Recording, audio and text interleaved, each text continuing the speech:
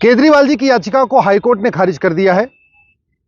केजरीवाल जी ने अपनी दलील में वो सारी बातें दोहराई जो उन्होंने गिरफ्तारी के पहले मीडिया के सामने कहा था।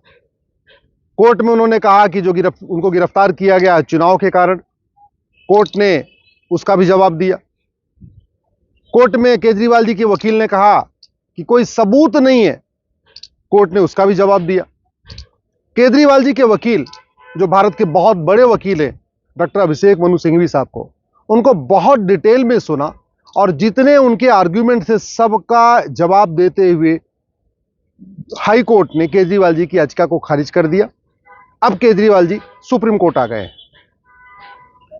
कोर्ट ने यह भी ऑब्जर्व किया कि पैसा लिया गया है, हवाला के जरिए लिया गया है और वो पैसा गोवा इलेक्शन में खर्च हुआ है।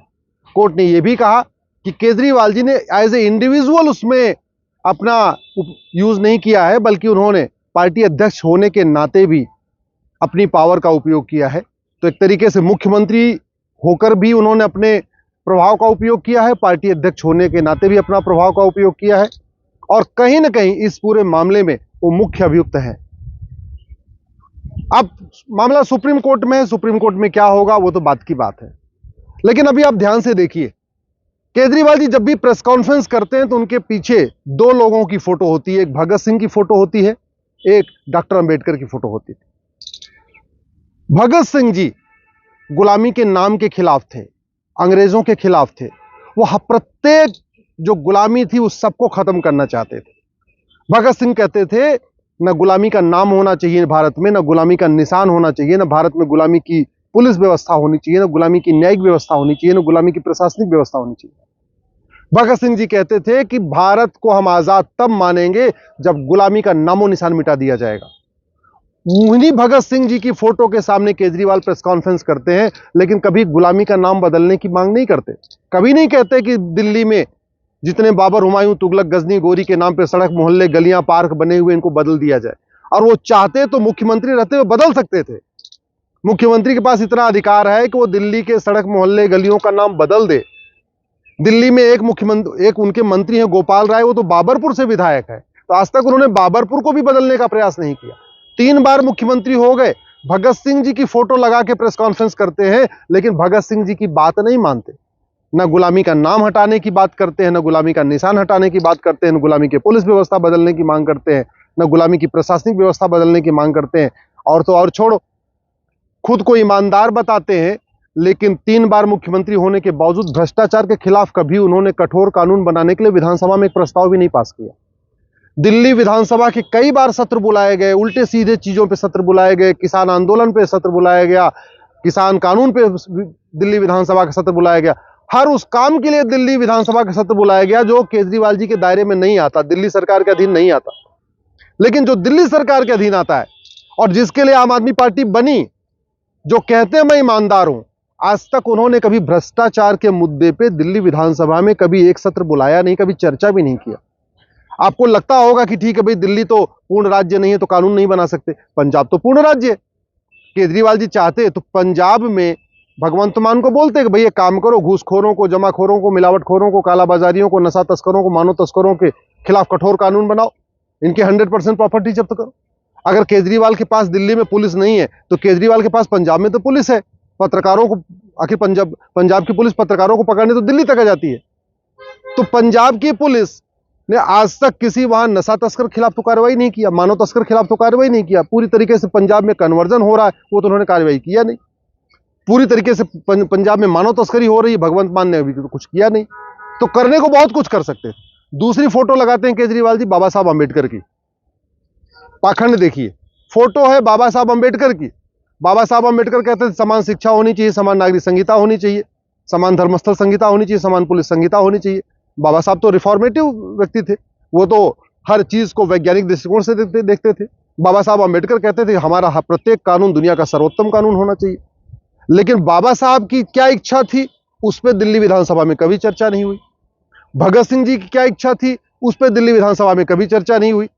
पंजाब में सरकार है, वो चाहते तो भ्रष्टाचार, अपराध के खिलाफ कठोर कानून बना सकते थे, धर्मांतरण के खिलाफ कानून बना सकते थे, घुसपैठ के खिलाफ कठोर कानून बना सकते थे। पंजाब तो पूर्ण राज्य है, वहां तो सारे कानून बना सकते हैं। और दिल्ली में भी चलो कुछ मामलों में कानून तो नहीं बना सकते, लेकिन विधानसभा का सत्र बुला के चर्चा तो कर सकते हैं और एक प्रस्ताव पारित करके गृह मंत्रालय को तो भेज ही सकते हैं।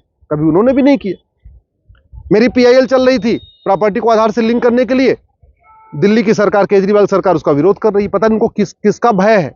मुझे तो लगता है कि बहुत बेनामी प्रॉपर्टी इकट्ठा कर लिया पिछले 3 बार की सरकार में, इसलिए केजरीवाल जी की सरकार प्रॉपर्टी को आधार से लिंक करने वाली जो मेरी पीआईएल उसका विरोध कर रही है। मैंने कहा कैशलेस दिल्ली को कैशलेस बनाइए, वो कैशलेस भी नहीं होने दे रहे हैं। इसका मतलब उनको हवाला के जरिए जो फंडिंग वो पसंद है, वो चाहते हैं कि कैश का व्यापार चलता रहे, काला धन चलता रहे। अगर वास्तव में वो ईमानदार हैं तो दिल्ली को कैशलेस बना देते। भाई बिजली का बिल होगा 100% कैशलेस होगा, डिजिटल ट्रांजेक्शन करना पड़ेगा।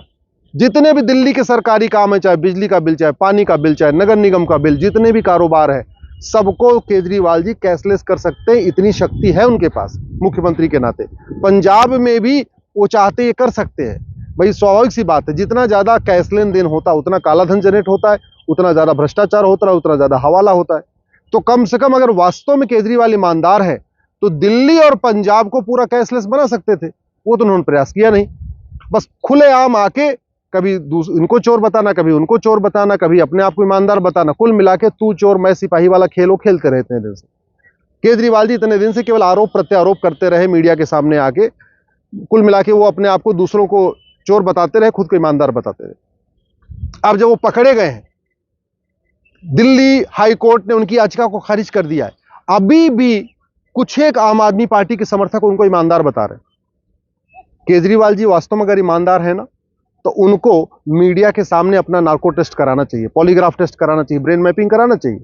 वास्तव में अगर ईमानदार हैं तो उनको कोर्ट में एप्लीकेशन देना चाहिए कि एक काम करो भैया, हमने कोई भ्रष्टाचार नहीं किया है, ये जितनी बात है ये सब झूठ है। हालांकि वो नहीं हो सकता है, ऑलरेडी उनको डिस्ट्रिक्ट कोर्ट से खारिज हो चुकी है, हाई कोर्ट से खारिज हो चुकी है और सुप्रीम कोर्ट से भी खारिज होगी।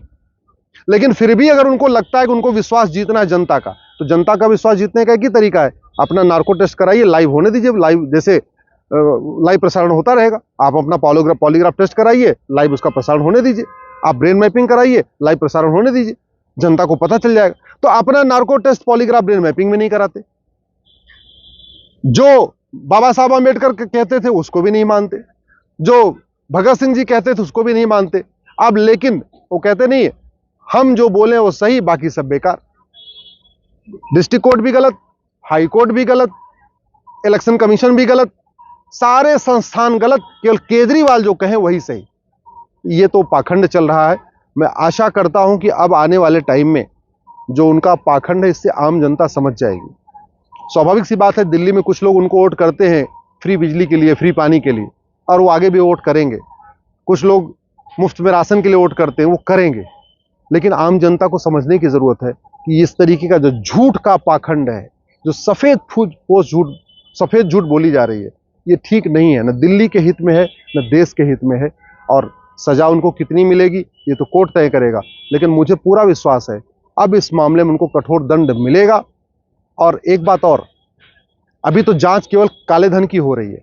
मेरा व्यक्तिगत मानना है अब जांच खालिस्तान से नेक्सस का भी होना चाहिए। आखिर केजरीवाल और आम आदमी पार्टी के नेता खालिस्तानियों के खिलाफ क्यों नहीं बोलते? आज तक कभी केजरीवाल ने खुलेआम क्यों नहीं कहा कि वो खालिस्तान के खिलाफ है? इस बात की भी एनआईए से जांच होनी चाहिए कि खालिस्तान और केजरीवाल के बीच में क्या नेक्सस है। जब खालिस्तान के नेताओं ने बोला कि हमने फंडिंग दिया है, उसके बावजूद केजरीवाल ने नहीं कहा कि हाँ हमने फंडिंग नहीं लिया है, तो इसकी गंभीरता के साथ जांच होनी चाहिए। और मुझे पूरा विश्वास है जिस दिन ये खालिस्तान और आम आदमी पार्टी के नेक्सस की एनआईए से जांच होगी, सीबीआई से जांच होगी, इसमें बहुत बड़े खुलासे होंगे। मैं 2014 में मैं कहता था अरविंद केजरीवाल भ्रष्टाचार थे, कोई मानता नहीं था, मैंने पार्टी छोड़ दिया। कुमार विश्वास ने कुछ आवाज उठाया, वो भी पार्टी से बाहर। जिन जिन लोगों ने केजरीवाल के खिलाफ आवाज उठाई वो सारे बाहर। सबको लगता था नहीं केजरीवाल ईमानदार है, हम लोग झूठ बोल रहे हैं। हमने 2014 में कहा था इनका अलगाववादियों के साथ इनका नेक्सस है, गलत फंडिंग लेते हैं, काले धन की फंडिंग लेते हैं। 10 साल के बाद 2024 में कोर्ट ने भी माना जो बात मैंने 2014 में कहा था कि ब्लैक मनी से फंडिंग होती है, हवाला से फंडिंग होती है। 2024 में उसको कोर्ट ने माना। हमें तो इतनी खुशी है, लेकिन आप लोगों से आप निवेदन करता हूं, इस बात को समझिए, पाखंड को समझिए, पाखंडियों को पहचानिए और इनको एक्सपोज करिए। भारत को हमें बचाना है तो पाखंडी नेताओं को हर हालत में एक्सपोज करना ही होगा।